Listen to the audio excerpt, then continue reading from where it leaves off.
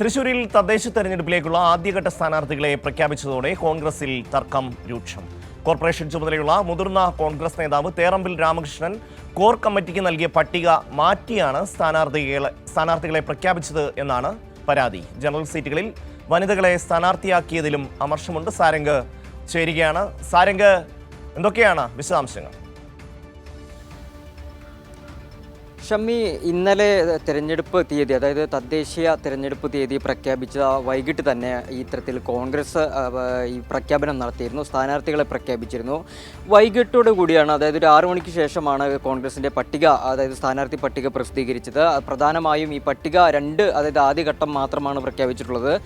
കോർപ്പറേഷനിലേക്കും അതുപോലെ തന്നെ ജില്ലാ പഞ്ചായത്തിലേക്കുമുള്ള ആദ്യഘട്ട പ്രഖ്യാപനം മാത്രമാണ് നടന്നിട്ടുള്ളത്. ഈ പ്രഖ്യാപനം നടന്നതിന് തൊട്ടു പിന്നാലെ കോൺഗ്രസിൽ വീണ്ടും ഒരു തർക്കം രൂക്ഷമായി എന്നുള്ളതാണ്. പ്രധാനമായും ഈ പ്രദേശത്തെ പ്രാദേശിക നേതാക്കൾ, അതായത് ജനങ്ങളുടെ ഇടയിൽ വലിയ രീതിയിൽ പ്രവർത്തിച്ചിരുന്ന നേതാക്കളെ തഴഞ്ഞുകൊണ്ട് പുതിയ മുൻനിരയെ കൊണ്ടുവന്നു എന്നുള്ളൊരു അമർഷം വലിയ രീതിയിൽ നിലനിൽക്കുന്നുണ്ട്.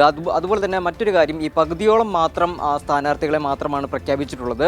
മറ്റൊരു തരത്തിൽ നോക്കുകയാണെങ്കിൽ ഈ ആശയക്കുഴപ്പത്തിൽ പെട്ടിരിക്കുകയാണ്. കാരണം ഇനി എങ്ങനെ ഇത് കൈകാര്യം ചെയ്യും എന്നുള്ള ഒരു ആശയക്കുഴപ്പം ഇതിൻ്റെയും കോൺഗ്രസിനുള്ളിലുണ്ട്. പ്രധാനമായും ഈ തൃശ്ശൂർ കോർപ്പറേഷൻ്റെ ചുമതലയുള്ള മുതിർന്ന കോൺഗ്രസ് നേതാവായിട്ടുള്ള തേറമ്പിൽ രാമകൃഷ്ണൻ കോർ കമ്മിറ്റിക്ക് നൽകിയിട്ടുള്ള ഈ സ്ഥാനാർത്ഥി പട്ടികകൾ പൂർണ്ണമായും മാറ്റിക്കൊണ്ടാണ് പുതിയൊരു പട്ടിക പ്രഖ്യാപിച്ചതെന്നുള്ളൊരു വിവരമാണ് പുറത്തു വരുന്നത്. ഇതിൻ്റെ രീതിയിൽ വലിയ തർക്കമാണ് രൂക്ഷമായിരിക്കുന്നത്. അതുപോലെ തന്നെ പല ഡിവിഷനുകളിലും സ്ഥാനാർത്ഥികളെ ഇറക്കുമതി ചെയ്തു. നേരത്തെ സൂചിപ്പിച്ചതുപോലെ തന്നെ പരിചയസമ്പന്നരായിട്ടുള്ള അല്ലെങ്കിൽ ഏറെക്കാലമായിട്ട് ജനങ്ങൾക്കിടയിൽ പ്രവർത്തിക്കുന്ന പ്രാദേശിക നേതാക്കളെ മാറ്റി നിർത്തിക്കൊണ്ട് പുതിയ സ്ഥാനാർത്ഥികളെ ഇറക്കുമതി ചെയ്തു എന്നുള്ളൊരു പരാതിയും പുറത്തു വരുന്നുണ്ട്.